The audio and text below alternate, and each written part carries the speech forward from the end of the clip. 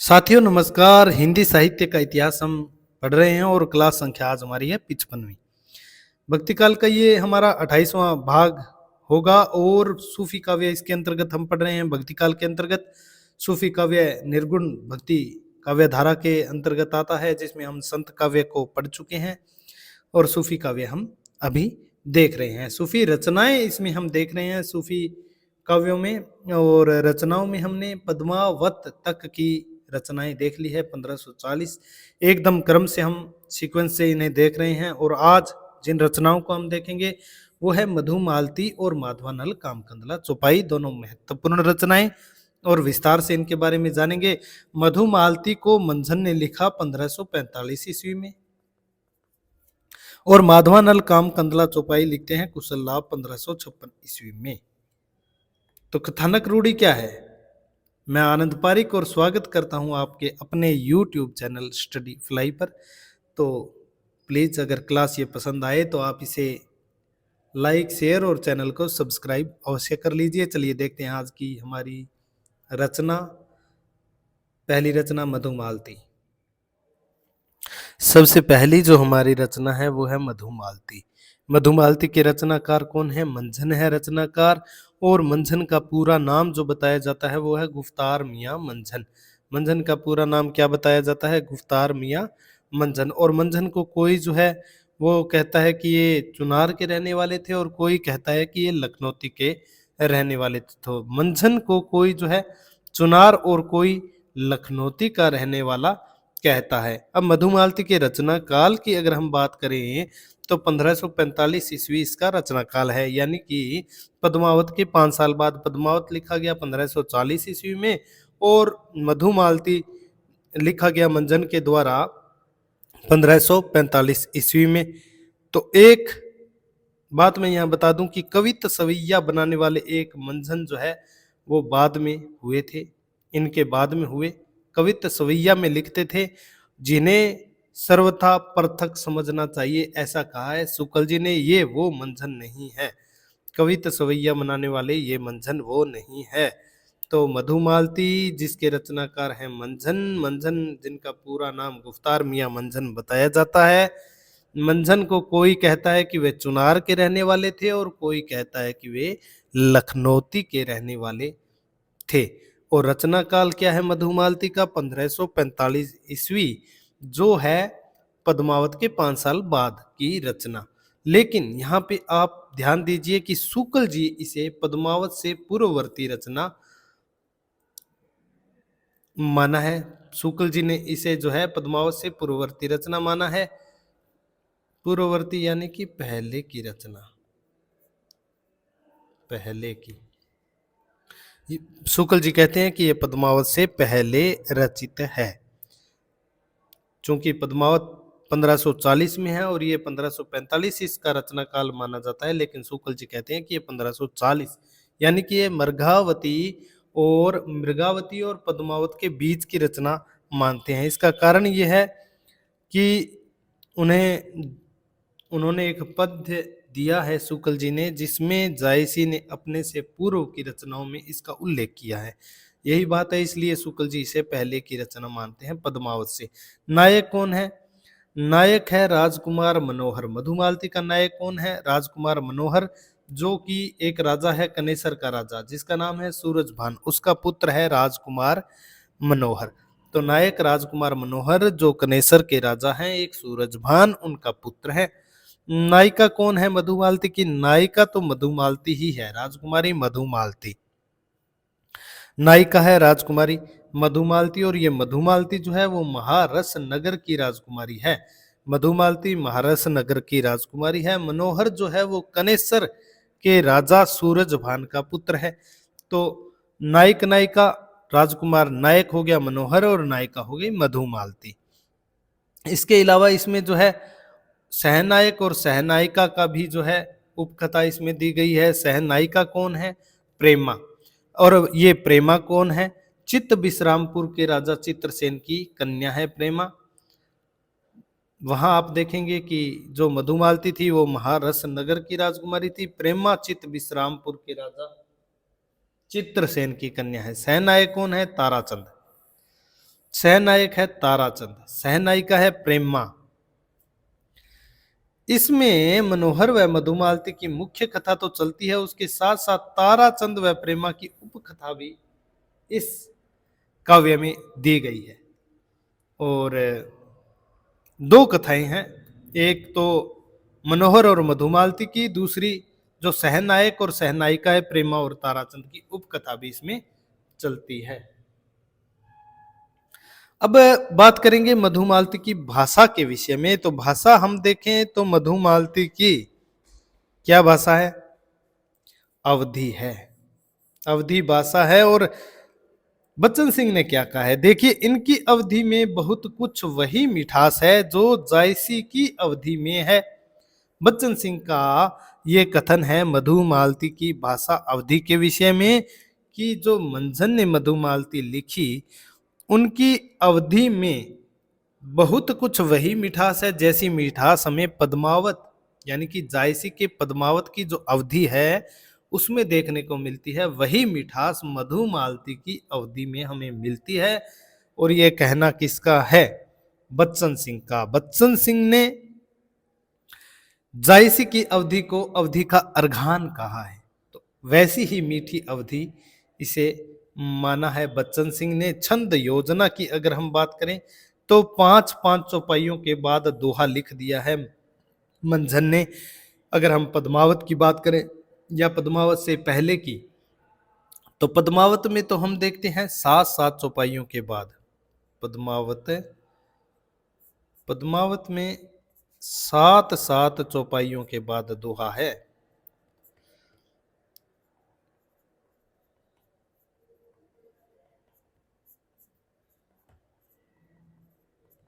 के बाद दोहा लिखा गया है।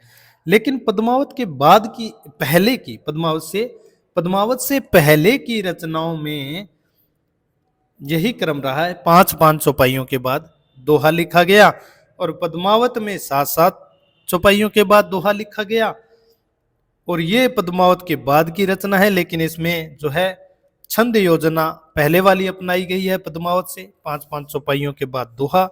सभी ने अलग अलग अपने अपने तरीके से पैटर्न रखा है। किसी ने, तुलसी ने 8-8 चौपाइयों के बाद दोहा लिख दिया है, किसी ने 9-9 चौपाइयों के बाद। इसका कोई नियम विशेष है नहीं।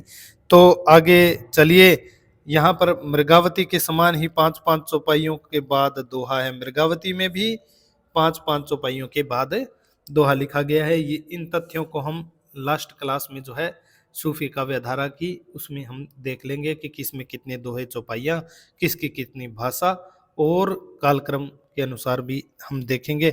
तो आगे देखिए कथानक क्या रहेगा। कथानक क्या है? कथानक कुछ यूं है कि अप्सराएं कनेसर का जो राजकुमार है मनोहर, उसे रात को सोते हुए को उठाकर, पहले मैं सीधा बता देता हूं मौखिक आपको, कि उठाकर ले जाती है और मधुमालती की चित्तरसारी में छोड़ आती है। वहां मधुमालती और वो आपस में मिलते हैं, उनमें प्रेम उत्पन्न हो जाता है। और मनोहर का मानना है कि मेरा अनुराग जो है मधुमालती पर बहुत ही, मतलब पूर्व जन्मों से, कई जन्मों से है, और ये प्रेम इसलिए हमारे जो है उत्पन्न हो गया है। तो इस तरीके से सुबह जो है अप्सराएं राजकुमार को वापस अपने घर ले आती है। दोनों जो है प्रेम में विकल हो जाते हैं, विवल हो जाते हैं। तो राजकुमार जो है वो मधुमालती को खोजने के लिए निकल जाता है, समुद्री मार्ग से कठोर कष्टपूर्ण यात्रा करता है, साहस के साथ वो यात्रा करता है। सभी जो है कष्टों को वो झेलते हुए अंत में बचकर एक जंगल में चला जाता है। हालांकि उसके जो साथी हैं, इष्ट मित्र हैं, वो समुद्री तूफान में उससे बिछुड़ जाते हैं, इधर उधर बह जाते हैं। रास्ते में नायक जो है एक नायिका को राक्षस के चंगुल से छुड़ाता है। जिस तरह से मृगावती में भी नायक एक उपनायिका है रुक्मणी, उसे जो है छुड़ाता है राक्षस के चंगुल से, यहां भी नायक जो है एक दूसरी राजकुमारी को राक्षस के चंगुल से छुड़ाता है और उसका नाम है प्रेमा। प्रेमा मधुमालती की सहेली है और बदले में प्रेमा वायदा करती है, दोनों को वादा करती है दोनों को मिलाने का। और मधुमालती की सहेली भी है प्रेमा। तो प्रेमा मधुमालती को अपने राज्य में बुलाती है, मनोहर और मधुमालती मिलते हैं। मधुमालती की माँ ये सब देख लेती है और वो मधुमालती को रोकती है कि तू मनोहर को भूल जा, लेकिन वो ऐसा नहीं करती, तो शाप दे देती है। मधुमालती की माँ जो है नायिका को क्या दे देती है, शाप दे देती है पक्षी हो जाने का, और वह पक्षिणी होकर जो है दूर उड़ जाती है, चिड़िया बन जाती है मतलब, तो दूर चली जाती है। तो ताराचंद उस पक्षी को देखता है, उसकी सुंदरता को देखता है। ताराचंद जो है सहनायक है उसका इस काव्य का, वो उस पक्षी को पकड़ लेता है, पकड़ के पिंजरे में डाल लेता है। तो एक दिन मधुमालती जो है अपनी कथा ताराचंद को सुनाती है, तो ताराचंद भी उससे मनोहर से मिलाने का वादा करके उसके नगर जो है महारस ले आता है। तो माँ भी अपनी पुत्री को पाकर जो है बड़ी प्रसन्न होती है, उस पे कुछ मंत्र तंत्र बोल के जल छिड़कती है, वो वापिस जो है मधुमालती बन जाती है पक्षी से। तो फिर कुछ कथा का अंत इस तरीके से है कि मधुमालती और मनोहर का मिलन हो जाता है। और शुक्ल जी के अनुसार जिस तरह से कथा चल रही है उससे ऐसे लगता है कि अंत में जो है प्रेमा और ताराचंद का भी मिलन इसमें हो जाता है, क्योंकि इसकी खंडित प्रतिलिपि है, मधुमालती और मनोहर के मिलन तक की है, विवाह तक की है। तो ये है। आगे देखिए कथानक क्या है। कथानक की अगर हम बात करें तो अप्सराएं रात को सोते हुए राजकुमार को, अप्सराएं परियां जो हैं इनका काम यही है लगभग, तो अप्सराएं रात को सोते हुए राजकुमार को उठाकर मधुमालती की चित्रसारी में छोड़ आती है। चित्रसारी जो उसका विश्राम स्थल होता है, रात को शयन कक्ष होता है, कई बार चित्रशाला भी बोल देते हैं जहाँ वो चित्र बनाते थे, रंग महल भी बोलते हैं, शयन कक्ष, वहीं से प्रेम का आरंभ होता है। नायक राजकुमार का नायिका की खोज में अब प्रेम का आरंभ हो गया, लेकिन बाद में बिछुड़ जाते हैं, अप्सराएं वापिस उठा लाती है। तो फिर इसीलिए वो खोजने के लिए निकलता है ना, क्योंकि वो अप्सराएं वापिस उठा लाई और उसे पता ही नहीं है कि वो गया कहाँ था, क्योंकि वो तो सोया हुआ था उस समय अप्सराएं उसे उठाकर ले गई थी, तो इसीलिए उसे खोजने के लिए निकलना पड़ रहा है।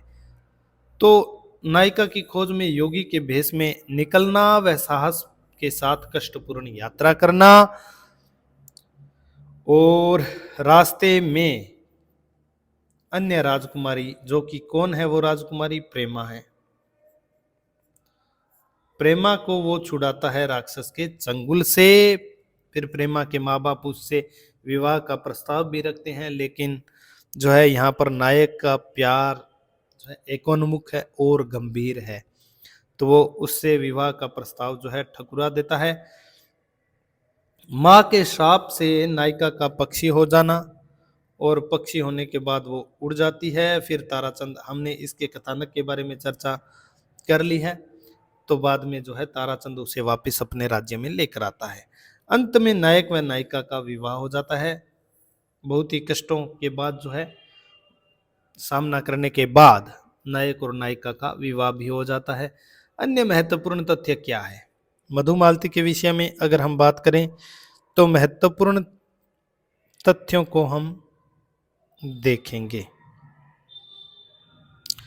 तो यहाँ पर अगर हम देखें महत्वपूर्ण तथ्य, प्राय जो है हमें देखने को मिला है सूफी काव्यों का अंत दुखांत होता है।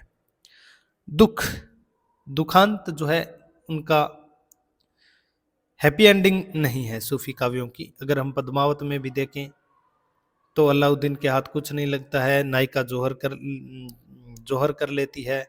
इसी तरह मृगावती को अगर हम देखें तो दोनों रुक्मणी और मृगावती नायक की मृत्यु के बाद जो है सती हो जाती है। लेकिन यहाँ पर जो है मधुमालती का अंत जो है सुखांत है, और यह अपवाद है। आगे देखिए फिर क्या है कि मधुमालती में नायक का प्रेम गंभीर व एकोन्मुख दिखाया गया है। क्या दिखाया गया है? नायक का प्रेम गंभीर दिखाया गया है, एकोन्मुख दिखाया गया है। गंभीर क्योंकि वह मधुमालती की प्राप्ति के लिए अनेक कष्टों को जो है सहन कर लेता है, इसलिए गंभीर प्रेम यहाँ पर दिखाया गया है। और एकोन्मुख उसे इसलिए कहेंगे क्योंकि महासुंदरी जो है एक प्रेमा सहनायिका है, जिसे नायक राजकुमार जो है मनोहर वो छुड़ाता है राक्षस के चंगुल से, तो उस प्रेमा के प्रणय प्रस्ताव को ठुकरा देता है। तो इसलिए ये गंभीर है नायक का प्रेम और एकोन्मुख है, यहाँ पर दिखाया गया है। जैसा कि हम इसमें देखते हैं, इसका अंत जो है सुखांत है। अन्य में लगभग काव्यों में जो है अंत दुखांत होता है, यहाँ जो है बहुपत्नीवाद का अभाव है। अन्य हम काव्यों में देखें तो बहुपत्नी तो जो है अन्य काव्यों में, जो सूफी काव्यों में पाया जाता है। नायक जो है वो कई राजकुमारियों के साथ विवाह करता है, लेकिन यहाँ पर इन चीजों का अभाव हमें देखने को मिलेगा। यह काव्य इसका अपवाद है, एक पत्नीवादी है नायक, इसका जो है एक पत्नीवादी है और उसका प्रेम जो है गंभीर है, एकोन्मुख है। तो आगे देखिए क्या है, अगला तथ्य है कि मधुमालती में 12 मासा का वर्णन हुआ है, लेकिन सिर्फ परंपरा पालन के लिए, परंपरा को पालन करते हुए। पीछे के काव्यों में, सूफी काव्यों में 12 मासा का वर्णन जैसे पद्मावत में हुआ आषाढ़ मास से, तो वो वर्णन तो जो है बहुत ही शानदार है, लेकिन यहाँ पर वर्णन किया है केवल परंपरा पालन के लिए। और 12 मासा का आरंभ जो है मधुमालती में होता है श्रावण मास से। हमने देखा पद्मावत में कब से होता है, ये हलंत है दया के नीचे। पद्मावत में 12 मासा का वर्णन होता है आषाढ़ माह से, आषाढ़ माह से। और नागमती का विरह वर्णन इस 12 मासा के अंतर्गत आता है। और यहाँ पर केवल परंपरा पालन के लिए 12 मासा का वर्णन कर दिया है कवि ने, और प्रारंभ होता है श्रावण मास से। आगे क्या है, आगे है कि मधुमालती के आरंभ में मंझन ने परमात्मा को स्मरण करते हुए प्रथम 4 खलीफाओं, जिनमें हम कहेंगे अबू बकर, उमर, उस्मान और अली के प्रति जो है श्रद्धा प्रकट की है। मंझन ने अपने गुरु का नाम क्या बताया है, शेख मोहम्मद या गोरा मोहम्मद, अपने गुरु का नाम मंझन ने बताया है। मंझन ने मधुमालती में शाह वक्त के रूप में सलेम शाह का वर्णन किया। और सलेम शाह कौन है, द्विवेदी जी ने सलेम शाह को शेर शाह सूरी अफगान शासक का पुत्र माना है। मंझन ने क्या कहा है मधुमालती में, शाह सलेम जगत चाती हारी, ये वहां पर कहा हुआ मिलता है। अब आगे देखिए, आचार्य शुक्ल सलेम शाह, देखिए सलेम शाह की हम बात करें तो यहीं से द्विवेदी जी जो है मधुमालती को प्रवृत्ति रचना मानते हैं। किससे, पद्मावत के, यानी कि पद्मावत के बाद की रचना मानते हैं। कौन, द्विवेदी जी। शुक्ल जी पहले की मानते हैं। यहां देखिए सलेम शाह सलेम जगत चातिहारी, ये लिखा है मंझन ने मधुमालती में। और हजारी प्रसाद द्विवेदी जी ने कहा है यदि वह शेर शाह का पुत्र है, यह सलेम शाह शेर शाह के समय में पद्मावत लिखा गया, तो अगर यह सलेम शाह जो है शेर शाह का पुत्र है तो मधुमालती क्या निकलती है, पद्मावत के बाद की रचना होगी, क्योंकि शेर शाह का निधन हुआ 1545 ईस्वी में। उसके बाद शेर शाह के निधन के बाद सलेम शाह गद्दी पर बैठा, तो 1545 में बैठा होगा, और 1545 की ये रचना है। और द्विवेदी जी ने सलेम शाह को शेर शाह का पुत्र माना है। तो इस तरह से वो ये प्रवृत्ति रचना ये सिद्ध करते हैं। आगे देखिए, आचार्य रामचंद्र शुक्ल मंझन को जायसी का पूर्ववर्ती कवि मानते हैं। वह पंडित परशुराम चतुर्वेदी जी ने जायसी का प्रवृत्ति माना है, प्रवृत्ति ही द्विवेदी जी ने माना है। मैंने यहाँ लिख दिया, देखिए हजारी प्रसाद द्विवेदी जी भी प्रवृत्ति मानते हैं।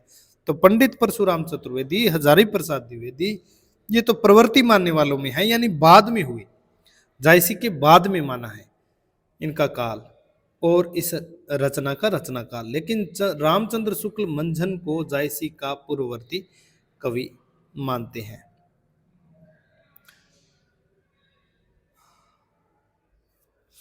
अब आगे देखिए, शुक्ल जी ने पूर्ववर्ती माना और क्यों माना। तो शुक्ल जी ने कहा है कि जायसी ने अपने पद्यों में अपने से पहले के 4 काव्यों का उल्लेख किया है। अपने पद्य में अपने से पहले लिखे गए 4 काव्यों का उल्लेख किया है, जिनमें कौन कौन से हैं? मुग्धावती, मृगावती, मधुमालती और प्रेमावती। तो इन 4 काव्यों का उल्लेख ऐसा शुक्ल जी का मानना है कि अपने पद्य में जायसी ने किया है कि मेरे से पहले ये काव्य बहुत प्रसिद्ध थे। मुग्धावती व प्रेमावती तो अप्राप्य है, मृगावती और मधुमालती हम पढ़ते ही हैं। और वो पद्य क्या है वो देखिए, वो है जायसी का है, विक्रम दशा प्रेम के बारा, सपनावती कह गयऊ पतारा, मधु पाछ मुग्धावती लागी, गगनपुर होया बैरागी, राजकुंवर कंचनपुर गयऊ, मृगावती कह जोगी भयहु, सादे कुंवर खंडावत जोगु, मधु मालती कर किन्ह वियोगु, प्रेमावती कह सुर बरसाधा, उषा लागी अनिरुद्ध बर बांधा। तो इस पद्य में शुक्ल जी का मानना है कि 4 काव्यों का उल्लेख वो करते हैं अपने से पूर्व के। मुग्धावती हो गया एक, तो दूसरी लाइन में आप देखेंगे तो मृगावती तीसरी में, जहां पर नायक मनोहर का नाम जो है खंडावत लिखा है, खंडावत कुंडावत, इस तरह से शुक्ल जी मानते हैं कि फारसी की प्रतिलिपियों में नाम मिलता है पद्मावत आदि में मनोहर का। मधुमालती है चौथी लाइन में और प्रेमावती 5वीं में। तो आप देखेंगे ये हो गया मुग्धावती, मृगावती, मधुमालती, प्रेमावती। कुंवर खंडावत माना है मनोहर को, खंडावत कुंडावत यही नाम मिलता है मधुमालती से पहले के काव्यों में। तो ये 4 काव्यों का उल्लेख जायसी ने किया है अपने से पहले के 4 काव्यों का, तो फिर जो है इसीलिए पूर्ववर्ती माना। आगे देखिए, मधुमालती प्रथम भारतीय सूफी काव्य है जिसमें बहुपत्नीवाद का सर्वथा अभाव पाया जाता है। तो किसका अभाव है? बहुपत्नीवाद का अभाव है। नायक का प्रेम एकोन्मुख है। आपको पता है कि हिंदी प्रेमाख्यानकों में नायक को बहुपत्नीवादी दिखाया गया है, किंतु यह प्रेमाख्यान ऐसा नहीं है। यहाँ जो है बहुपत्नीवाद का सर्वथा अभाव है। तो ये बात होगी मोस्ट आपके लिए। मधुमालती भी पद्मावती की तरह मोस्ट रचना है सूफी काव्यों में। अब अगला जो महत्वपूर्ण देखिए तथ्य है कि दक्षिण के एक शायर थे नुसरती। उन्होंने मधुमालती की कहानी के आधार पर, मतलब मधुमालती की कहानी को उन्होंने लिया और गुलशाने इश्क के नाम से दक्कनी उर्दू में एक प्रेमाख्यान लिखा। और लिखा कब? 1643 ईस्वी में। 1643 ईस्वी में जब इन्होंने लिखा गुलशाने इश्क मधुमालती की कहानी के आधार पर, और दक्षिणी उर्दू में। दक्षिण के शायर है नुसरती। तो ये बात भी आप याद रखेंगे, ये भी हो जाएगी मोस्ट आपके लिए। मधुमालती के विषय में कथन देख लेते हैं। अब विशेष तथ्य भी हमने देख लिए जो जरूरी थे, आवश्यक थे। तो मधुमालती के विषय में कथन क्या है? कुछ कथन महत्वपूर्ण भी है, कुछ ज्यादा महत्वपूर्ण है भी नहीं। तो मंझन, पहला कथन देखिए, मंझन की रचना का यद्यपि ठीक ठाक संवत नहीं ज्ञात हो सका है, पर निसंदेह है कि इनकी रचना विक्रम संवत 1550 और 1595 पद्मावत का रचना काल है के बीच, 1550 विक्रम संवत से 1595 विक्रम संवत के बीच बहुत संभव है कि मृगावती के कुछ पीछे हुई। आचार्य शुक्ल ने कहा है कि 1550 और 1595 के बीच लगभग इसकी रचना हमें माननी चाहिए, क्योंकि अभी तक इसका ठीक ठाक संवत वो कहते हैं कि ज्ञात नहीं है।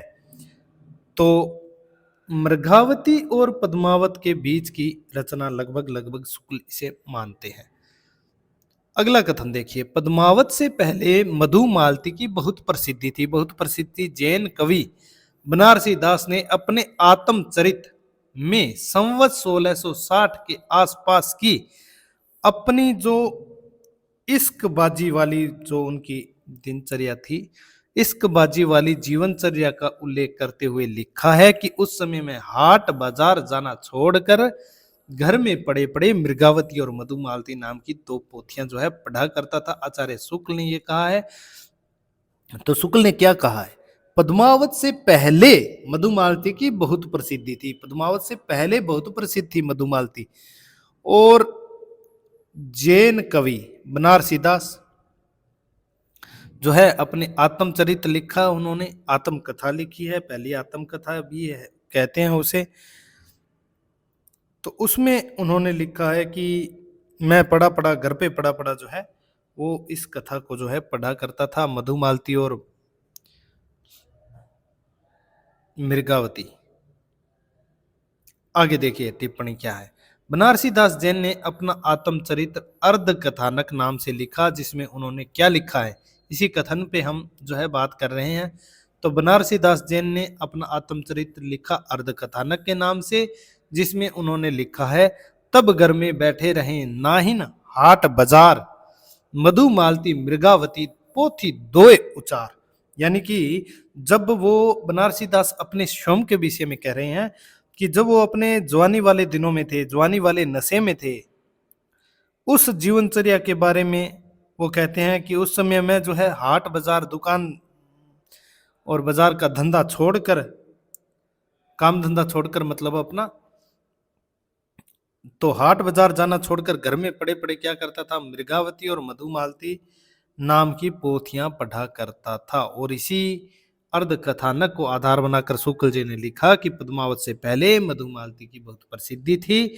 जैन कवि बनारसी दास ने अपने आत्मचरित में संवत 1660 के आसपास वो जो है अपनी इश्कबाजी वाली जीवनचर्या का वो उल्लेख करते हैं और कहते हैं कि मृगावती और मधुमालती में पढ़ा करता था।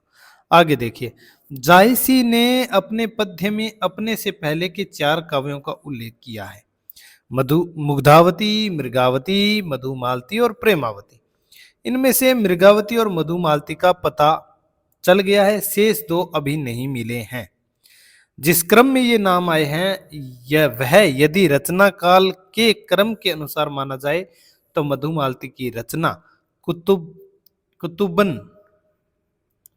कुतुबन की मृगावती के पीछे ठहरती है। और नाम किस क्रम में आए हैं? सबसे पहले मुग्धावती आया है, मृगावती आया है, मधुमालती आया है और प्रेमावती आया है।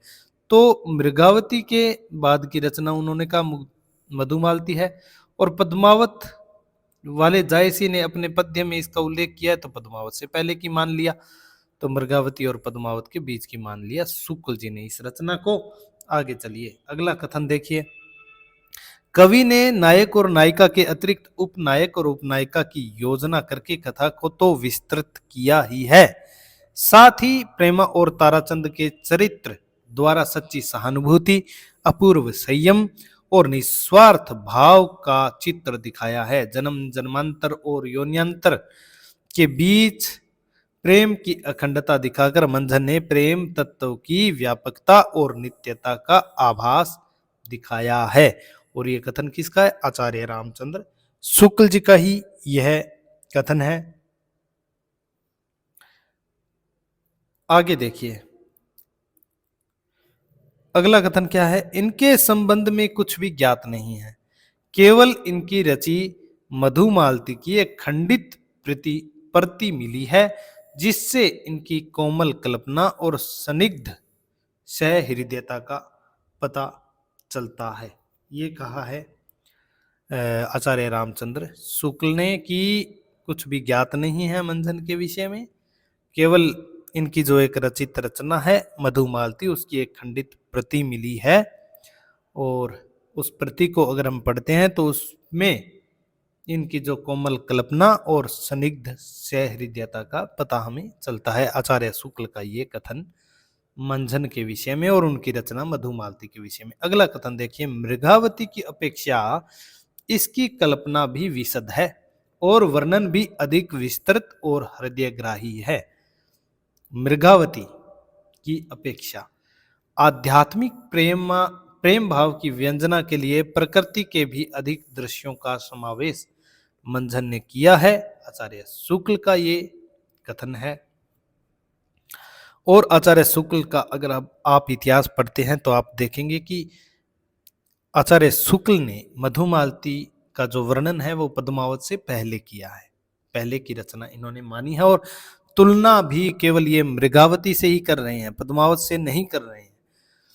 मलिक मोहम्मद जायसी ने, अगला कथन देखिए, मलिक मोहम्मद जायसी ने जिस पारस रूप की कल्पना की है उसका परिचय मंझन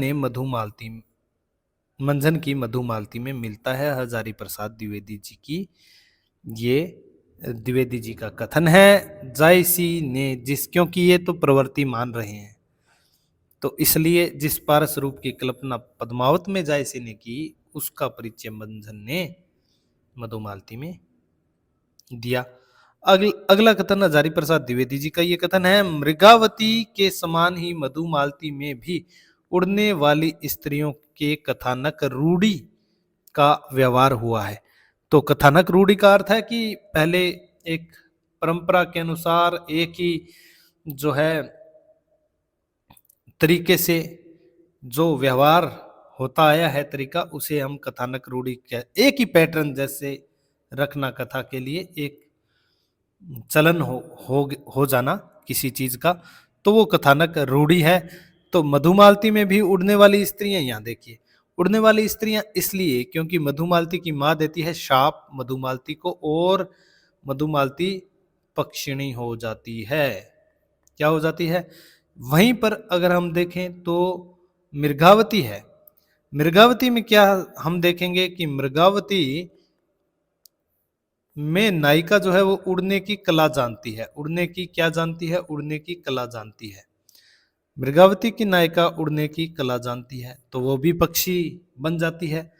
और यहाँ मधुमालती जो है साप के कारण जो है पक्षिणी बन जाती है। और अगर हम हंसावली में देखें, हंसावली में आपने क्या देखा था खास, कि हंसावली की नायिका जो थी हंसावली, वो पूर्व जन्म में पक्षिणी थी। पूर्व जन्म में क्या थी? पक्षिणी थी। तो इस तरह पशु पक्षी इन्हें बना देना, तो ये कथानक रूढ़ी सूफी काव्यों की रही है। और यहाँ भी हमें उड़ने वाली स्त्रियों के कथानक रूढ़ी का व्यवहार मिलता है, क्योंकि मधुमालती पक्षी बन जाती है, पक्षिणी बन के वो उड़ जाती है। और मृगावती को हमने पढ़ा तो मृगावती में भी उड़ने की कला वो जानती है नायिका। और हंसावली तो पूर्व जन्म में पक्षिणी थी और इसीलिए वह पुरुष द्रोहिणी भी हो गई थी। तो आगे देखिए अगला कथन क्या है। मधुमालती काव्य में समासोक्ति पद्धति में भगवान की ओर जो है संकेत है। इसमें मधुमालती के रूप के बहाने समस्त प्रकृति में व्यापक रूप की ओर संकेत है, लौकिक से अलौकिक की ओर संकेत है। तो समासोक्ति पद्धति में समासोक्ति जो है प्रिय अलंकार भी माना जाता है सूफी कवियों का, और पद्मावत को तो समासोक्ति काव्य कहा ही है विद्वानों ने, शुक्ल जी ने इत्यादि ने। अगला कथन देखिए, मधुमालती में मृगावती की अपेक्षा अधिक भावात्मक सौंदर्य है।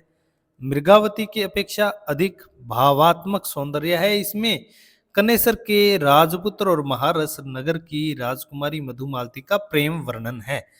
कवि ने प्रेम वर्णन में विरह को अधिक स्थान दिया है, और यह कथन है लक्ष्मी सागर वार्ष्णेय का। आगे देखिए ये कथन है अगला, मंझन कृत मधुमालती में प्रथम दर्शन जन्य प्रेम के साथ पूर्व जन्म के प्रणय संस्कारों की महत्ता दिखाई गई है। डॉक्टर गणपति चंद्र गुप्त का ये कथन है, क्योंकि नायक कहता है कि मेरा अनुराग जो है, जब वो पहली बार मिलते हैं तो प्रथम दर्शन में वो कहता है कि मेरा अनुराग तुम पर कई जन्मों से जो है। अगला कथन देखिए, हिंदी प्रेमाख्यानों में नायक को बहुपत्नीवादी दिखाया गया है, पर यह ग्रंथ इसका अपवाद है। गणपति चंद्र गुप्त का यह कथन है मधुमालती मंझनकृत के बारे में। एक दो कथन और है बस देखिए। प्रेम के उच्च, अगला कथन है, प्रेम के उच्च स्वरूप की दृष्टि से मधुमालती जायसी के पद्मावत से भी उच्च कोटि की है। ऐसा भी मानने वाले विद्वान है कि पद्मावत से भी उच्च कोटि की रचना है मधुमालती जायसी के पद्मावत से। हालांकि भाषा तो इसकी जायसी के टक्कर की है, और जितनी जायसी की भाषा मीठी है उतनी ही मीठी भाषा मधुमालती की है।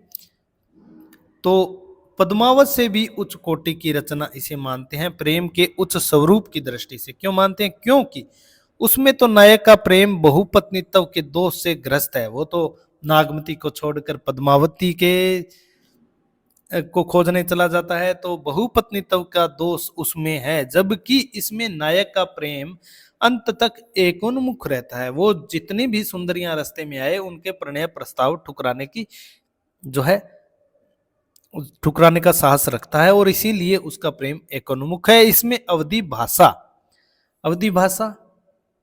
है पद्मावत की तरह ही, और दोहा चौपाई का ही प्रयोग हुआ है। इसकी शैली में सरलता और हमें मिलती है सरसता। तो ये कथन किसका है? गणपति चंद्र गुप्त का ये कथन है।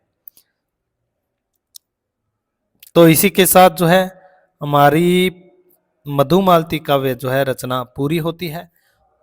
अगली हमारी रचना देखिए, सूफी रचना अगर हम देखेंगे तो माधवा नल काम कंदला चौपाई की हम बात करते हैं, क्योंकि हम चल रहे हैं क्रम से, और 1545 तक की रचनाएं हम देख चुके हैं। मंझन की मधुमालती को हमने देख लिया है।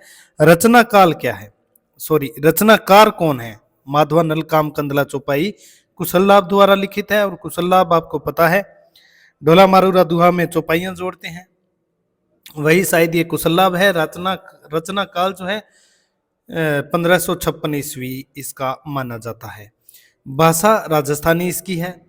अभी तक हमने अवधि और हंसावली जो है राजस्थानी में पढ़ा, लखम सेन पद्मावती कथा को राजस्थानी में हमने देखा, तो इसकी भी भाषा उन्हीं की तरह राजस्थानी है। बीच में कुछ काव्य हमने अवधि भाषा के देखे। छंद में अगर हम बात करें तो चौपाइयों के बीच बीच में दोहा है, सोरठा है, गाथा है इत्यादि का उपयोग यहाँ पर किया गया है कुशल लाभ के द्वारा। तो यहाँ पर जो है माधवा नल काम कंदला में एक दो चीजें खास हो सकती है, वो क्या है?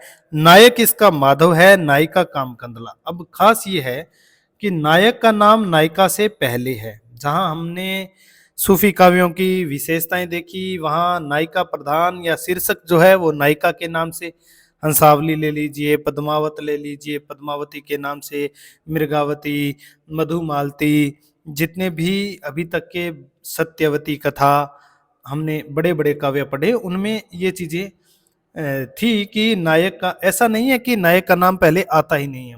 माधवा नल काम कंदला नाम से कई काव्य लिखे गए हैं इस कथा को लेकर, तो इनमें सब में नाम जो है नायक का पहले ही है। इसके अलावा हंस जवाहिर है, ज्ञानदीप है, तो ये कुछ काव्य हैं जो हम लास्ट क्लास में इसके बारे में मैंने कहा जो विशेष चीजें हैं उनको जरूर देखेंगे हम अंतिम क्लास में रचनाओं को देखने के बाद।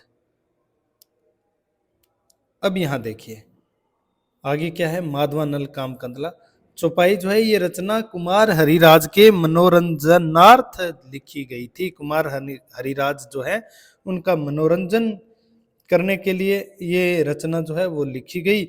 और विशेष क्या है, माधवा नल काम कंदला की कहानी को आधार बनाकर अनेक रचनाएं लिखी गई हैं।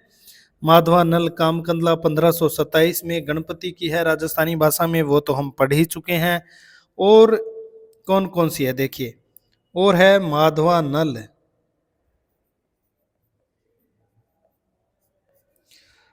नल काम कंदला चौपाई को हम देख ही रहे हैं। माधवा नल काम कंदला ये लिखा 1584 ईस्वी में आलम ने अवधि भाषा में। अब माधवा नल काम कंदला चौपाई जो कुशललाभ ने लिखी और जो गणपति ने लिखी माधवा नल काम कंदला 1527 में, उनकी भाषा तो राजस्थानी, और माधवा नल काम कंदला 1584 ईस्वी की जो थी वो आलम ने लिखा, उसे उसकी भाषा है अवधि। तो ये जो है अन्य अनेक रचनाएं हैं। माधवा नल काम कंदला जो बोधा ने वीरवारिस लिखा, माधवा नल काम कंदला में यहाँ लिख देता हूं, माधवा नल काम कंदला जो विरह वारिस है उसे कहते हैं, उसे इसी नाम से भी जाना जाता है। और ये वीर वारिस लिखा बोधा ने, रीतिकालीन कवि हैं। एक माधवानल कामकंदला और भी है, नाटक है वो कैसी ने लिखा, माधवानल कामकंदला। इसके आगे आप नाटक लिख सकते हैं, माधवानल कामकंदला नाटक, वो लिखा कैसी ने। अंतिम क्लास में सब पर विस्तार से हम बात करेंगे। दोहा चौपाई शैली 1660 ईस्वी में और भाषा इसकी है अवधी। इसके अलावा एक माधवानल कथा है, माधवानल कथा, ये दामोदर द्वारा रचित है 1680 ईस्वी में। तो ये माधवानल कामकंदला नाम से अनेक रचनाएं हुई, लेकिन आलम की, गणपति की और ये जो है चौपाई, ये तीन ज्यादा प्रसिद्ध मानकर चलें। तो इसमें एक विशेषता आप देखिए, माधवानल कामकंदला चौपाई जो कुशलाभ की है और जो आलम की है, या आलम की अगर हम देखें या जो अन्य कामकंदला चौपाई देखें, तो इनमें क्या है कि नायक नायिका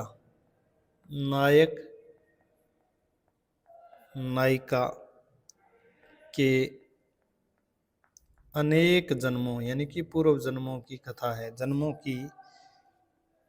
की कथा है। कथा का जो प्रतिपादन किया गया है अत्यंत विस्तार से किया गया है।